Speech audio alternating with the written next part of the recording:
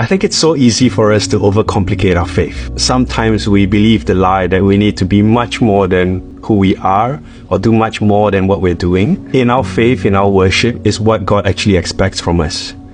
And I think I learned that lesson from my own sister. Abby is my sister, and she was born with Down syndrome. You know, when I was growing up, if I'm honest, I had a bit of a complex relationship with how I tried to relate with her. On one hand, I was the classic overprotective older brother.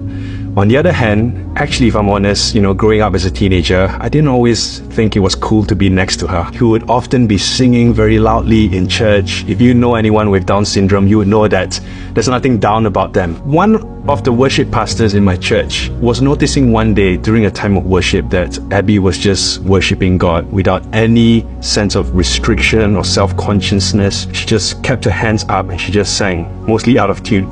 As he watched her singing, he felt like the Lord was speaking to him, saying that Abby's praise means so much more to me than well-tuned, perfectly arranged singing that sometimes you make to me. You know, Abby's praise doesn't sound very good, you know, to the human ear, but it's a beautiful melody to God.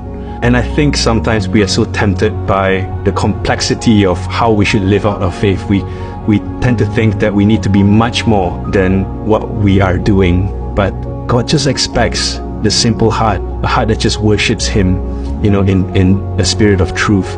And if you can bring whatever you have as it is, sometimes it may just be a sigh. Sometimes it may just be, you know, a breath. Sometimes the words fail you and it's just a posture of desperation to God. I think the Lord's in it, you know, and He honors that kind of worship, a worship that comes from the heart.